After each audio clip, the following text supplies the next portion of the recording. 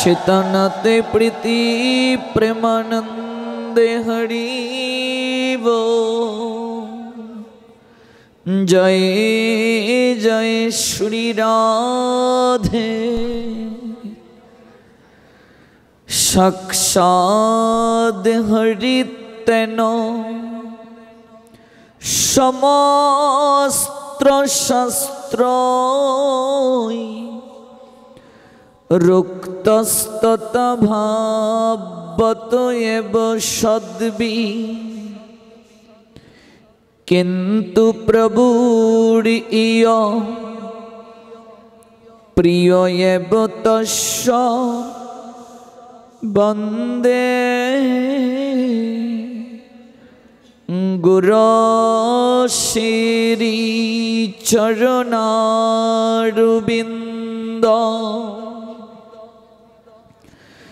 नमो विष्णुपदाय राधाप्रेष्ठाय भूतले श्रीमती भक्ति प्रपन्न ज्योति स्वामिति नामिने। नमो आचार्य पदाय दैन्यभूषण मुकुटमने गुरु करुणामूर्तये क्षमा धैर्य शिरोमणे।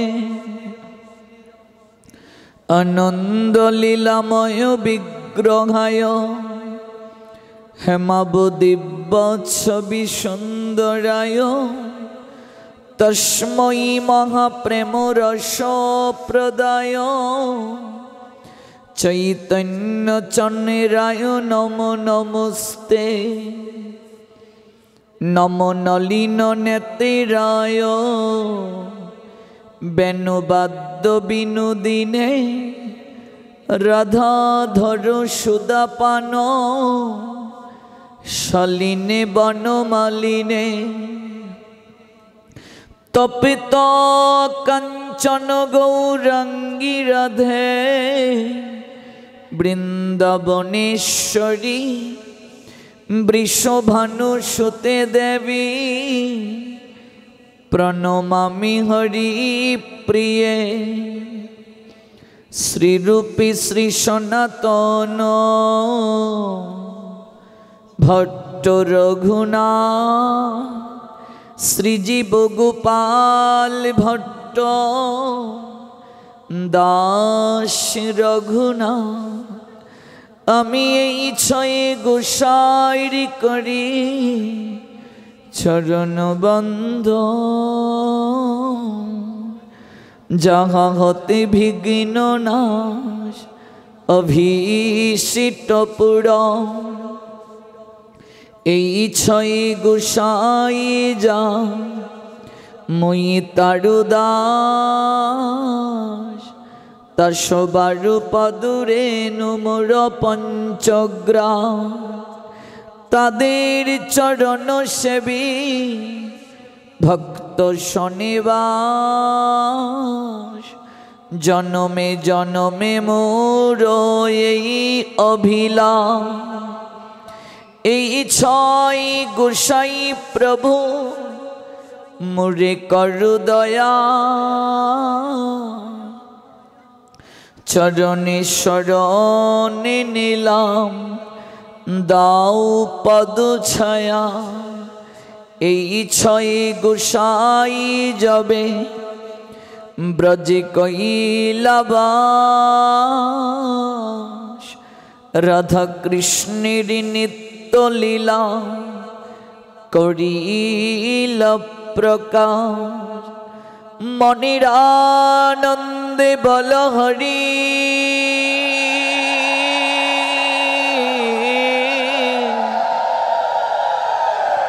ভজ বৃন্দাবন। শ্রী গুরু বৈষ্ণব পদে মজাই আমন। শ্রী গুরু বৈষ্ণব পদ পদ্ম করিয়া নাম সংকীর্তন কহে শ্রী নরোত্তম দাস।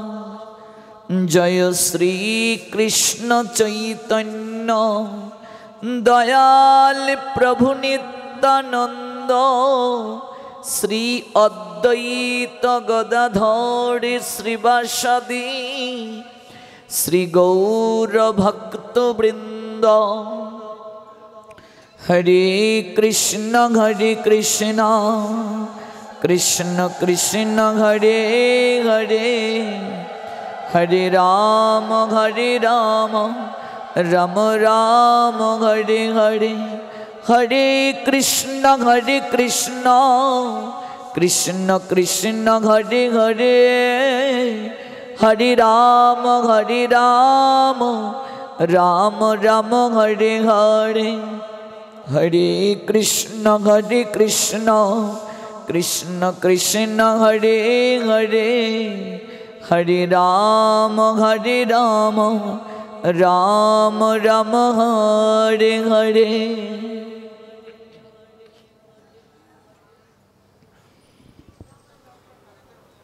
কলিযুগ পাবন অবতারী পরমেশ্বর ভগবান শ্রীকৃষ্ণ চৈতন্য মহাপ্রভুর অশেষ বিশেষ কৃপা স্নাত হয়ে বিশ্ব শান্তি এবং সর্বজীবীর মঙ্গল কামনায় আজকের এই মধ্যাহ্নকালীন সময়ে আমরা উপবেশন করেছি বাংলাদেশের নরসিংদী জেলা সদরস্থ পাঁচদোনা বাটপাড়া ত্রিকালদর্শী মুক্ত মহামানব শ্রী শ্রী লোকনাথ ব্রহ্মচারী বাবার আশ্রম প্রাঙ্গণে আজকের এই অপ্রাকৃত গৌর গোবিন্দের তত্ত্ব সুধামৃত আস্বাদন করার পরিবেশ যারা করে দিয়েছেন, যাদের উদ্যোগে আজকের এই অপ্রাকৃত যজ্ঞানুষ্ঠান সনাতনী মাতৃ সেবা সংঘ, মমতাময়ী মাতৃবৃন্দা যারা এই চমৎকার যজ্ঞের আয়োজন করে আমাদের উপহার প্রদান করেছেন, সমবেত ভক্তবৃন্দ যারা দূর দূরান্ত থেকে এই যজ্ঞস্থলে উপবেশন করেছেন, আপনাদের প্রত্যেকেরই রাতুল রাঙ্গা চরণে আমি অভাজন ভক্তিপূর্ণ প্রণাম নিবেদন করছি। আয়োজনকারী ভক্তবৃন্দের প্রতি কৃতজ্ঞতা অঞ্জলি নিবেদন করছি, যারা এই যজ্ঞটি আমাদের উপহার প্রদান করেছেন। আমাদের শাস্ত্র নারীকে শক্তিরূপে আখ্যায়িত করেছেন। প্রত্যেক নারী আদ্যশক্তি মহামায়ারই অংশ সদৃশা। কাজেই নারী পুরুষকে শক্তিমান করে, নারী শক্তি পুরুষকে শক্তিমান করে। একটা পুরুষ নারীর সিঁথিতে যখন সিঁদুর প্রদান করে, সিঁদুরের রং হচ্ছে লাল। লাল রং শক্তির প্রতীক। যত শক্তির মন্দির রয়েছে প্রত্যেক মন্দিরের ধ্বজা দেখবে লাল কাপড়ের। যত শক্তির আশিস আমরা হস্তে বন্দন করি সেই সুতো কিংবা কাপড়ের রং হচ্ছে লাল। লাল রং শক্তির প্রতীক। এজন্য পুজোতে, ভাগবতে, বিভিন্ন মাঙ্গলিক অনুষ্ঠানে মায়েদেরকে যে শাড়ি পরিধান করার নির্দেশ দিয়েছেন, লাল পাড়ের শাড়ি, শক্তির প্রতীক। মঙ্গলময়ী দেবী লক্ষ্মীর অংশ সদৃশা, তারই আরেকটা রূপ হচ্ছে নারী। বলছিলাম, একটি পুরুষ নারীর সিঁথিতে যখন সিঁদুর দেয়, সিঁদুরের রং লাল। তার তাৎপর্য হচ্ছে একটা পুরুষ তার জীবনে শক্তিকে গ্রহণ করল। এই শক্তি ভজন শক্তি। এজন্য বিবাহ করার অর্থ হচ্ছে ভজন সঙ্গিনী গ্রহণ করা। বিবাহ ভজন সঙ্গিনী গ্রহণ করা। একটা পুরুষ ভজন সঙ্গিনী গ্রহণ করলেন, যিনি ভজন পথে সহায়তা করবেন পুরুষকে।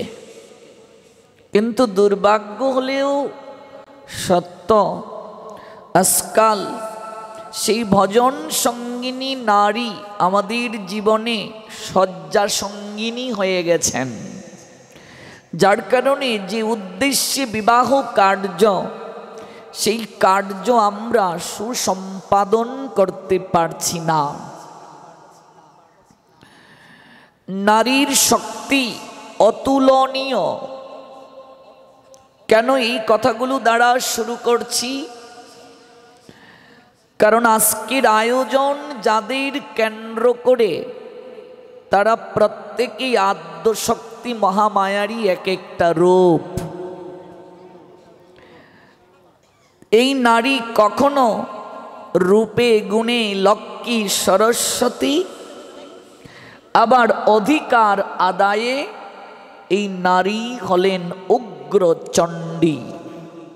রূপে গুণে তিনি লক্ষ্মী সরস্বতী, আবার অধিকার আদায়ে এই নারী উগ্র চণ্ডী।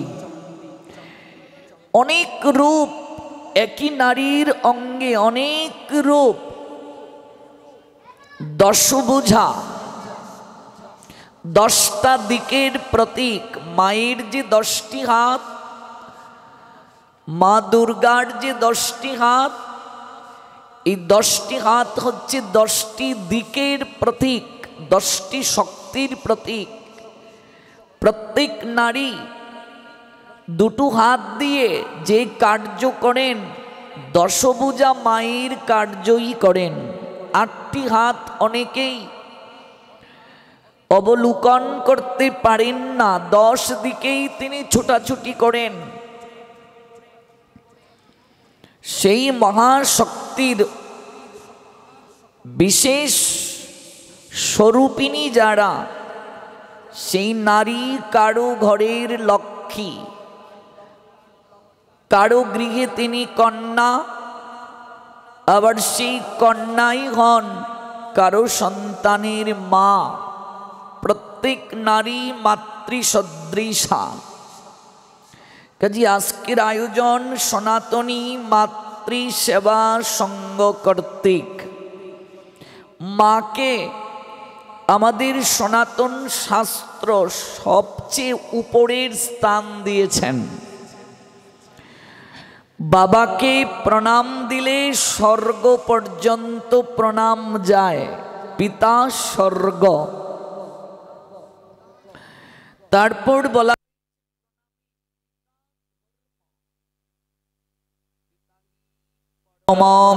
তপ। পরম শব্দের অর্থ শ্রেষ্ঠ, যার উপরে আর কিছু হতে পারে না। পিতাহি পরমং তপ, পিতা সর্বশ্রেষ্ঠ তপস্যা। পিতরে প্রীতিমাপন্নে প্রিয়ন্তে সর্বদেবতা। কোনো সন্তানের জীবনে পিতা যদি সন্তুষ্ট হন, সন্তুষ্ট হয়ে যদি কোনো সন্তানকে আশীর্বাদ প্রদান করেন, স্বর্গের সকল দেবতারা সেই সন্তানকে আপনা থেকেই আশীর্বাদ বর্ষণ করেন। পিতরে প্রীতিমাপন্নে প্রিয়ন্তে সর্বদেবতা। কোনো সন্তানের জীবনে পিতা যদি আশীষ প্রদান করেন, স্বর্গের সকল দেবতারা আপনা থেকেই সেই সন্তানকে আশীষ প্রদান করেন। পিতা নীলকণ্ঠের ন্যায়, মহাদেবীর একটি নাম নীলকণ্ঠ। সমুদ্র মন্থনের সময় অমৃত উঠল, বিষ উঠল। অমৃত দেবতারা আস্বাদন করলেন, বিষের ভাগটা কেউ নিচ্ছেন না। মহাদেব সেই বিষ কণ্ঠে রেখে নীলকণ্ঠ হলেন। একজন পিতাও নীলকণ্ঠের ন্যায় যেদিন থেকে তিনি পিতা হন, কৃপা করে মুঠোফোনটা বন্ধ রাখুন, সকল চাহিদার জলাঞ্জলি তিনি প্রদান করে সকল যাতনার বিষ কণ্ঠে রেখে সন্তানকে প্রতিপালন করেন। পিতা বট বৃক্ষের ন্যায়। যে সন্তানের জীবনে পিতা নামক বট বৃক্ষটি নেই, সে জানে সংসারে রুদ্রের তাপ কত যন্ত্রণাময়। এই জন্য বলছেন পিতা স্বর্গ সম, পিতা শ্রেষ্ঠ ধর্ম, পিতাই শ্রেষ্ঠ তপস্যা, পিতরে প্রীতিমাপন্নে প্রিয়ন্তে সর্বদেবতা। পিতৃ আজ্ঞা সন্তানের জীবনে শ্রেষ্ঠ তপস্যা, শ্রেষ্ঠ ধর্ম। এজন্য রঘুপতি শ্রীরামচন্দ্র পিতৃ সত্যকে পালনের জন্য, ধর্মকে প্রতিপালনের জন্য 14 বছরের বনবাসকে তিনি গ্রহণ করেছিলেন। স্বয়ং পরমেশ্বর শ্রী গোবিন্দ তিনি পিতৃ সেবার নিদর্শন দিলেন। নন্দ মহারাজ বলছেন, গোপাল, ওই গোশালায় গোবরের মাঝে আমার পাদুকা লেপ্টে আছে, যাও ধুয়ে নিয়ে আসো। অনন্ত কোটি বিশ্ব ব্রহ্মাণ্ডের মালিক ভগবান, যার নাম শুনলে মহাকাল দৌড়ে পালায়, নাম নাম অকারী বহুদা নিজ সর্বশক্তি, যার নামের মাঝে সকল শক্তি অর্পিত, যাকে যোগীগণ যোগ সাধনায় টলীভূত করতে পারে না, মুনিগণ ধ্যানে যাকে অনুভব করতে পারে না, সেই অনাদির আদি ভাবগ্রাহী জনার্দন শ্রী গোবিন্দ একটি পাদুকা ধৌত করে বগলের নিচে, আরেকটি পাদুকা মস্তকে করে নিয়ে যাচ্ছেন নন্দ মহারাজের নিকটে। বলছেন, বাবা, এই নাও তোমার পাদুকা। দেবর্ষি নারদ অদূর থেকে মৃদু হাসছেন, প্রভু, এ তোমার কোন রূপ? মুনিগণ যোগীগণ যাকে বিন্দু বিসর্গ সাধনায় টলাতে পারে না সহজে, যার দর্শনের জন্য এই চিত্ত সর্বদা চাতক পাখির নিয়ায় অপেক্ষারত, আর তুমি এক গোয়ালার জুতা বহন করছ। ভগবান জানালেন, আমি সব জায়গায় মহাক্ষমতার অধিকারী, শক্তিশালী, কিন্তু ভক্তির নিকটে আমি বড় দুর্বল, ক্ষমতাহীন। নন্দ মহারাজ তার বাৎসল্য প্রেম দ্বারা আমায় ক্রয় করে নিয়ে গেছে। তিনি আমার পিতা। পিতার স্থান শাস্ত্র কতটা উচ্চ আসনে দিয়েছেন। পিতাহি পরমং তপ পিতরে প্রীতিমা পণ্যে প্রিয়ন্তে সর্বদেবতা। পিতা সন্তুষ্ট হলে দেবতারাও সন্তুষ্ট হন। এ তো জানলাম পিতা প্রসঙ্গে সংক্ষেপে, কিন্তু যে সনাতনী মাতৃসেবা সংঘ কর্তৃক আজকের আয়োজন, তাদের জানা আবশ্যক মায়ের স্থানটা কোথায়, মাতৃশক্তির ক্ষমতা কি। পিতাকে প্রণাম দিলে স্বর্গ পর্যন্ত প্রণাম যায়, আর মাকে প্রণাম দিলে বিশ্ব ব্রহ্মাণ্ডের সব জায়গায় প্রণাম যায়। জননী স্বর্গাদপি গরি অসি। কেউ যদি মাকে প্রণাম দেয়, বিশ্ব ব্রহ্মাণ্ডের সর্বত্র সেই প্রণাম পৌঁছে যায়। পিতা স্বর্গ সম আর মা স্বর্গ থেকেও শ্রেষ্ঠ। জননী স্বর্গাদপি গরীয়সী, মা স্বর্গ থেকেও শ্রেষ্ঠ স্থানে আছেন। মাকে যদি কেউ পরিক্রমা করে, 4 বার পরিক্রমা করে, বিশ্ব ব্রহ্মাণ্ড তার পরিক্রমা করা হয়ে যায়। প্রমাণ কোথায়? দেবী পার্বতী একবার গণেশ কার্তিককে বললেন, বিশ্ব ব্রহ্মাণ্ড পরিক্রমা করে পূর্বে আমার নৈকট্যে যে আসবে, রত্নমালাটা আমি তার গলায় পরিয়ে দেব। কার্তিক ছুটলেন বিশ্ব ব্রহ্মাণ্ড পরিক্রমা করার নিমিত্তে। তার হৃদয়ে ইচ্ছে রত্নমালাটা মা আমার গলাতেই প্রদান করবেন। তাই তিনি ছুটলেন বিশ্ব ব্রহ্মাণ্ড পরিক্রমা করতে। এদিকে গণেশ দেবী পার্বতীর নিকটে এসে পার্বতীকে প্রণাম দিয়ে বলছেন, মা তুমি তো আমার কাছে বিশ্ব ব্রহ্মাণ্ড। মাকে প্রণাম দিয়ে 4 বার পরিক্রমা করলেন। দেবী পার্বতীর নয়ন বেয়ে অশ্রু বর্ষিত হল। রত্নমালাটা গণেশের গলায় পরিয়ে দিয়ে কুলে করে বলছেন, বাবা তুমি যে মাতৃভক্তির দৃষ্টান্ত স্থাপন করলে, আমি তোমায় আশীষ প্রদান করছি। জগতে সকল দেবতার পূর্বে তোমার পুজো করা হবে। তুমি সিদ্ধিদাতা রূপে জগতে প্রসিদ্ধ হবে। মায়ের আশীর্বাদের এত শক্তি। কোনো মা যদি সন্তানকে আশীর্বাদ বর্ষণ করেন, তাহলে সেই সন্তানের জীবনে কোনোদিন পতন হয় না, কাশ্মীর কালেও সম্ভব নয়। মায়ের আশীর্বাদের এত শক্তি।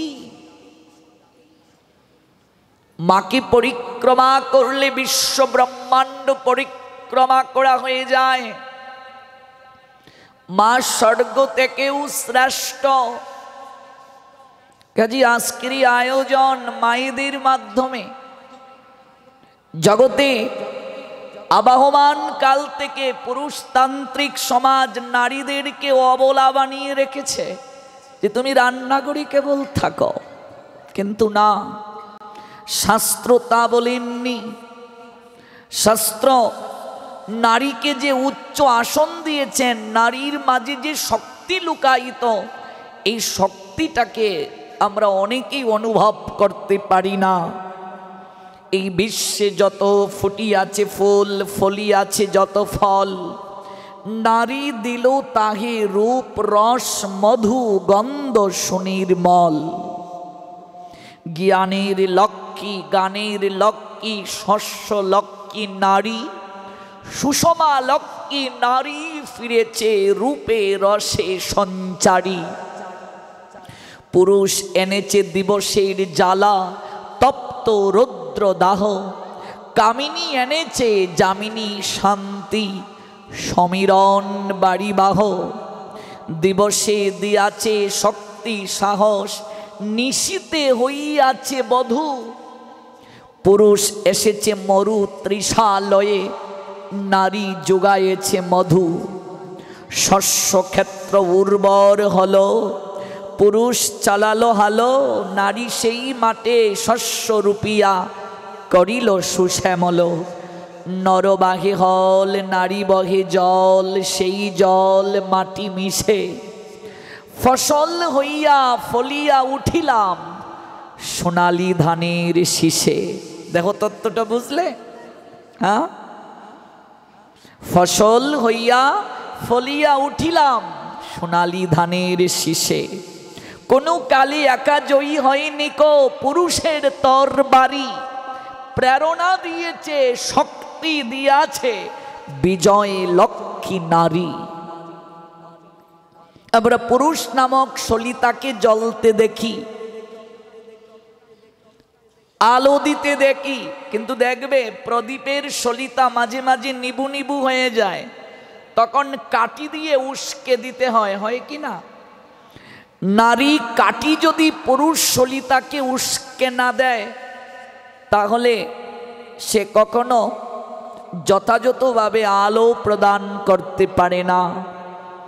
আমরা যে শ্রীকৃষ্ণ চৈতন্য মহাপ্রভু কাঙ্গালের ঠাকুরকে জানি, কিন্তু সেই কাঙ্গালের ঠাকুর গৌরাঙ্গ সুন্দরকে জগতের তরে যদি বিষ্ণুপ্রিয়া বিলিয়ে না দিতেন, যদি ধরে রাখতেন, আমরা কি কখনো তাকে পেতাম? গৌরহরি জগতের কল্যাণে দাঁড়ে দাঁড়ে গিয়েছেন, বিষ্ণুপ্রিয়া সারাটা জীবন তপস্বিনীর জীবন যাপন করেছেন। তার কি ত্যাগ কোনো অংশে কম? রাজা যুদ্ধে যায়, কিন্তু অনুপ্রেরণা অন্দর মহল থেকে রানী জুগিয়ে দেয়, শক্তি জুগিয়ে দেয়। সন্ন্যাসীর পর গৌরহরি অদ্বৈত নিকেতনে এলেন, শান্তিপুরে। সংবাদ গেল সচিমায়ের নিকটে, 33 প্রকার শাক সচিমা থরে ভিতরে সাজালেন। কতকাল পর আমার নিমাই ফিরে এলো। হাজার হাজার ভক্তবৃন্দ নদিয়া থেকে, নবদ্বীপ থেকে শান্তিপুরের উদ্দেশ্যে যাত্রা করছেন, কিন্তু সচিমা বিষ্ণুপ্রিয়া কি বলছেন? ওরে প্রিয়া, আমার নিমাই ফিরে এসেছে রে। এই প্রথম বিষ্ণুপ্রিয়ার মুখে হাসি প্রস্ফুটিত হলো। গৌরহরি যেদিন সংসার ছাড়লেন, কোনোদিন বিষ্ণুপ্রিয়া দর্পণে নিজের মুখচ্ছবি দর্শন করেননি। এই প্রথম দর্পণে তিনি নিজের মুখচ্ছবি দর্শন করলেন, শৃঙ্গার করলেন নিজেকে সেজেনে। প্রিয়া, আমার নিমাই ফিরে এলো রে। আপন মনো আনন্দে সাজলেন প্রিয়াজি, কিন্তু সংবাদ এলো প্রিয়ার যাওয়ার অনুমতি নেই। বুঝলে? নবদ্বীপ থেকে শান্তিপুরের দূরত্ব মাত্র কয়েক মাইল, সবাই যেতে পারছে, কিন্তু বিষ্ণুপ্রিয়ার যাওয়ার অনুমতি নেই। ভাবুন তো, আপনিও তো এক নারী, কাছে এসেছে পতি, কিন্তু দর্শনের অনুমতি নেই। কারণ সন্ন্যাসের পর স্ত্রীমুখ দর্শন নিষিদ্ধ। সচিমা বললেন, আমি যাব না, আমি যাব না। প্রিয়াজি সচিমাকে জড়িয়ে ধরে বলছে, মা তুমি কেন যাবে না? তুমি তোমার নিমাইকে কতকাল ধরে দেখনি, তুমি কেন যাবে না? কিন্তু প্রিয়া, আমি তোকে কি করে যাই, তোকে রেখে কি করে যাই রে মা? আমি তোর দুঃখ, তোর যন্ত্রণা আমি তো বুঝি, আমি কি করে যাই? প্রিয়াজি সচিমার অঙ্গ স্পর্শ করে বললেন, মা তুমি আমার নয়নের দিকে একটু তাকাও। তুমি তোমার নয়ন দ্বারা নিমাইকে দর্শন করে আসবে, আর তুমি আসার পর তোমার নয়ন পানে আমি যখন তাকাবো, তোমার নয়নে আমি আমার গৌরহরিকে দর্শন করব। তোমার এই দুটো নয়ন নিমাইকে দর্শন করবে, আর তুমি আসার পর তোমার নয়নে আমি নয়ন দিয়ে আমার গৌর হরিকে দর্শন করব। কতটা ত্যাগ দেখেছেন, কতটা ত্যাগ। এই ত্যাগটাই হলো শক্তি। এজন্যই প্রিয়াজি বলেছিলেন, আমার মতো সৌভাগ্যবতীকে, আমি মহা তপস্বিনী, আমি জগতের তরে জগতের কল্যাণে আমার প্রাণনাথকে আমি বিলিয়ে দিয়েছি। সেই নারীর এত শক্তি গো। নারী লক্ষ্মী স্বরূপিণী, লক্ষ্মী সদৃশা। বিবাহের পর প্রথম শ্বশুর বাড়িতে যখন সে যায়, তখন দেখবে আলতার মাঝে চরণকে ডুবিয়ে চরণ চিহ্ন দিয়ে দিয়ে সে যায়। লক্ষ্মীর চরণ চিহ্ন কেমন? লক্ষ্মীর চরণ চিহ্ন। জগৎগুরু আদি শঙ্করাচার্য তার সৌন্দর্য লহরী নামক গ্রন্থে বললেন, লাল রং মা শক্তির প্রকাশ, মা দুর্গার প্রতীক, দুর্গতি হারিণী মঙ্গল রূপী। সূর্যই হলো সিঁদুর। সূর্য থেকে যেমন সকল শক্তি নির্গত হয়, সকল শক্তি প্রাপ্তি হয়, তেমনি নারী লাদিনী শক্তি। বামঙ্গ কান্তি থেকে গোবিন্দ রাধারানীকে সৃষ্টি করলেন লাদিনী শক্তি। এজন্য রাধা কৃষ্ণ লক্ষ্মী নারায়ণ সর্বপ্রথম আগে রাধারানীর নাম উচ্চারণ হয়। লক্ষ্মী নারায়ণ, লক্ষ্মীর নামটা আগে উচ্চারণ হয়। সীতারাম আগে জানকী সীতা দেবীর নামটা উচ্চারণ হয়। লাদিনী শক্তি। মায়েরা পারে না এই জগৎ সংসারে এমন কোনো কার্য নেই, এমন কোনো কার্য নেই যে মায়েরা পারে না। কারণ নারীকে, মাকে ভগবান এমন বিশেষ কিছু দিয়েই সৃষ্টি করেছেন। নারীকে সৃষ্টি করতে ভগবান সময় নিয়েছেন 7 দিন। কয়দিন? আর পুরুষকে সৃষ্টি করতে 1 দিন। রহস্যে আবৃত চরিত্র একটি নারী। সৃষ্টিকর্তা নারীকে সৃষ্টি করে তিনি নিজেই তাকে বুঝতে পারছেন না, উপলব্ধি করতে পারছেন না। রহস্যে আবৃত একটা চরিত্র।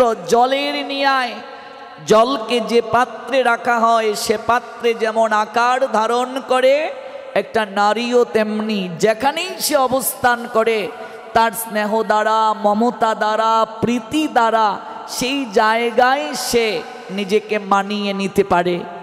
বাবার গৃহে যখন থাকে, বাবাকে কেউ কিছু বললে একেবারে উঠে পড়ে লেগে যায়, মানতে পারে না।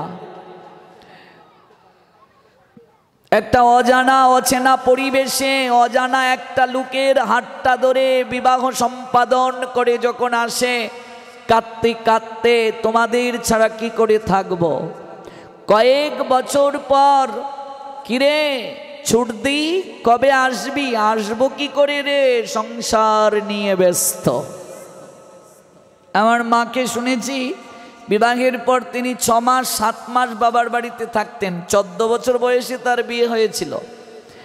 এবার ডাকলেও যান না, 2 বছরেও নয়, 3 বছরেও নয়। বলে কি করে যাবো রে সংসার রেখে। রহস্যে আবৃত একটা চরিত্র।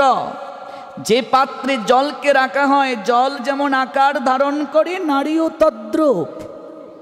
তার স্নেহ মায়া মমতাকে এত বিস্তৃতভাবে ভগবান দিয়েছেন, মুহূর্তের মাঝেই সে সবাইকে আপন করতে পারে। 4 বোন বাবার বাড়ি গিয়েছে। যদি কোনো বোনের স্বামীকে একটু শ্বশুর বাড়িতে অর্থাৎ তার বাবার বাড়িতে একটু অবমাননা করা হয়, নিজের ভাইও যদি করে, এই চলো আর 1 মুহূর্ত তোদের বাড়িতে থাকবো না, আমার জামাইয়ের যদি অনাদর হয় আমি সেখানে থাকবো না, বুঝলে। এবার ব্যাগ ট্যাগ গুছিয়ে দৌড়। অথচ বিয়ের আগে ওই বাইকে যদি কেউ কিছু বলে, উঠে পড়ে লাগছে ঝগড়া করতে। রহস্যে আবৃত একটা চরিত্র। এই জন্য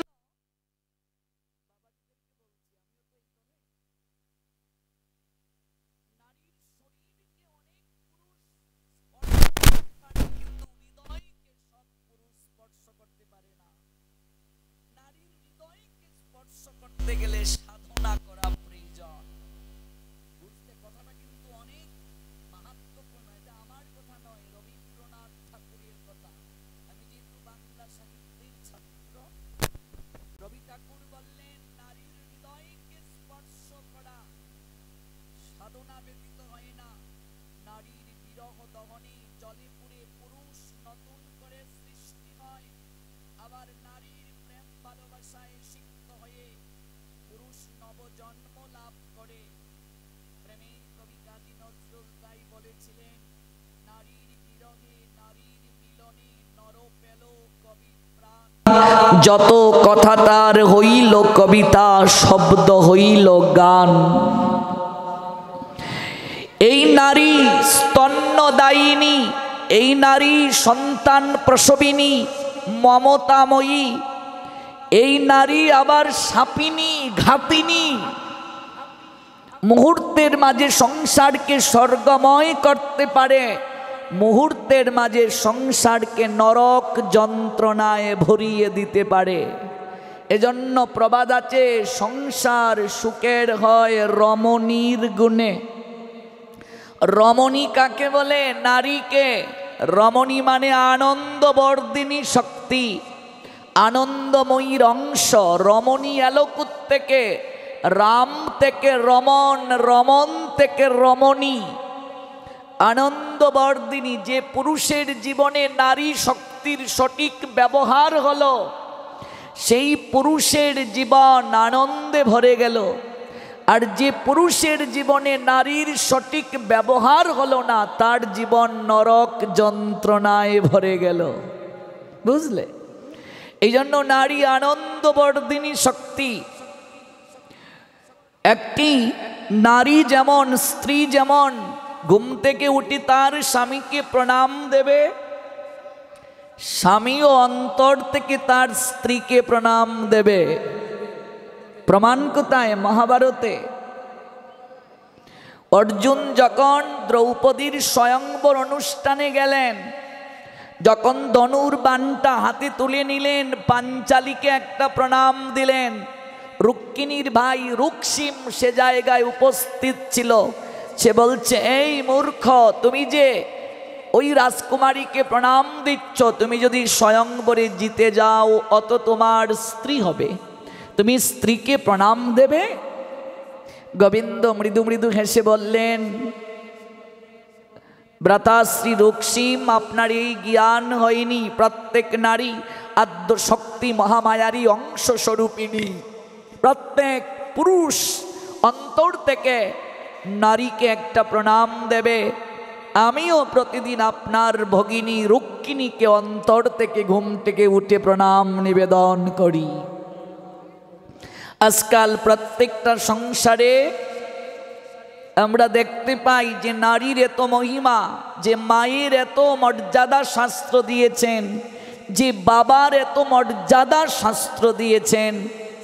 আজ প্রতিটা সংসারে দেখা যায় সেই মা, সেই বাবা বৃদ্ধ বয়সে সন্তানের দ্বারা লাঞ্ছিত হচ্ছেন, বঞ্চিত হচ্ছেন। কথাগুলো কেন বলছি? তার কারণ এই কলিযুগে ধর্ম রক্ষা করবে শাস্ত্র বলছেন মায়েরা। হরি বাসরে গেলে দেখবে, নাম যজ্ঞে গেলে দেখবে, ভাগবত পাঠে গেলে দেখবে, বাবাদের থেকে মায়েদের সংখ্যা বেশি হয় না? ভুল ভুল বলছি? বাবাজিরা তো ব্যবসা চাকরি নিয়ে সব সময় রত থাকে, সেবাটাও মায়েরা দেয়। আজ বিপদনাশিনী, কাল মঙ্গলচণ্ডী, কাল শনি ঠাকুরের পুজো, কাল অমুক পুজো, কাল তমুক পুজো। সংসারটাকে একটু আনন্দে রাখার জন্য তার কত চেষ্টা, তার কত প্রয়াস। কলিযুগে ধর্ম রক্ষা করবে মায়েরা। এই জন্য একটা মা যদি সচেতন হয়ে যায়, একটা নারী যদি সচেতন হয়ে যায়, সংসার আনন্দে ভরে যাবে। একটা মা যদি তার সন্তানকে ভক্তি শিক্ষা প্রদান করেন, কারণ বাবার থেকে মায়ের কাছেই তো সন্তান সময়টা বেশি পায়। তাই বলি বাবাকে অবমাননা শাস্ত্র কিংবা মায়ের থেকে ছোট করে দেখেনি, এটা ভুল বোঝা যাবে না। মায়ের কাছেই সময়টা সন্তান বেশি পায়। মায়ের সঙ্গে সন্তানের নারীর সম্পর্ক 75% গুণাবলী মায়ের পায় সন্তান। আহার যা করছে মা, ভেতর থেকে সন্তান গ্রহণ করছে। যে বাক্য প্রয়োগ করে মা, সন্তান সেটা অনুভব করে, তার মাঝে সেটি অনুভূত হয়। এই জন্য সন্তান জন্মের পর মা যদি ভক্তিমতী হন, স্তনদুগ্ধ দ্বারার সঙ্গে কৃষ্ণ প্রেমামৃত যায়। আর মা যদি বিষয়ে মত্ত হন, বিষয়ে বাসনার রস সন্তানের মাঝে প্রবেশ করে। আমরা ভজন কীর্তনে গাই, আবার যদি পাঠাও ববে কৃষ্ণ ভক্ত মায়ের ঘরে। আমি জন্ম নিয়েই করি যেন কৃষ্ণ ভক্তের দুগ্ধ পান। মায়ের চেতনাতে সন্তান সবচেয়ে বেশি প্রাপ্ত হয়। কোনো মা যদি একটি সন্তানকে ভক্ত তৈরি করে জগৎকে উপহার দিতে পারেন, সেই সন্তান অগণিত বিষয়ী লোককে কৃষ্ণ ভক্তে পরিণত করতে পারে। শাস্ত্র জানিয়ে দিলেন, জননী পবিত্র হয়ে যান, কুল পবিত্র হয়, বংশ পবিত্র হয়, পিতা ধন্য হন, মা রত্ন গর্ভা হন। 21 কুল উদ্ধার করতে পারে, মায়ের 14 কুল উদ্ধার হয়। মামার বাড়ির 14 কুল উদ্ধার, বাবার বাড়ির 7 কুল। মায়ের এত বেশি কেন? পিতা আনন্দিত হইয়া সাগরে দেয় ফেলিয়া, সেই যে চলে গেল ফিরে এলো না। বাবা বাবার কাজ করেই শেষ, আর কোনোদিন সংবাদ নেয় নাই। আমায় ধরিয়া জঠরে কত কষ্ট করে 10 মাস 10 দিন গর্ভে দিল ঠাই। গর্ভে ধারণ করেছেন, পোষণ করেছেন, প্রসব বেদনা সহ্য করে তিল তিল করে এই দেহটাকে বড় করেছেন। এই জন্য সন্তানকে পৃথিবীতে আনয়নের ক্ষেত্রে বাবার থেকে মায়ের কষ্টটা সবচেয়ে বেশি। মায়ের কাছে সন্তান সবচেয়ে বেশি ঋণী থাকে। সন্তান যদি ব্রহ্মচারী হয়ে যায়, সন্ন্যাসী হয়ে যায়, সবার সঙ্গে সম্পর্ক দূরত্ব রাখলেও জন্মদাতা বাবা, জন্মদাত্রী মায়ের সঙ্গে সম্পর্ক দূরত্ব করতে পারে না। মাটির পাত্র অকৃতজ্ঞ হলে বলতে পারে তাকে তৈরি করতে দণ্ড লাগে নাই, কোমর লাগে নাই।